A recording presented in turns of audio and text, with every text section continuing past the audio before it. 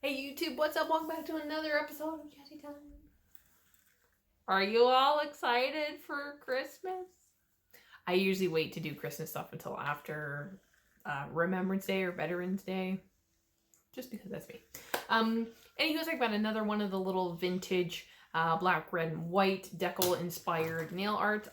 This one, in the picture, it looks like a cat. And then the closer you look, it's like not proportioned, and I thought it was a dog. So I kind of switched up the way the dog is on the railings. That cool car. Show him. Go look. Say, look at my cool car, guys. Oh, neato. Wouldn't that be a great combination on nails? Wow. Inspiration. Yes. Wow. So this one I'm just gonna call it like companion on a rooftop. It's just a little dog on a apartment building. Really cute. Like I switched it up so he was kind of like arms over the railing instead of sitting. Again, trying to make some of them like my own. So yes, without further ado, let's get into that.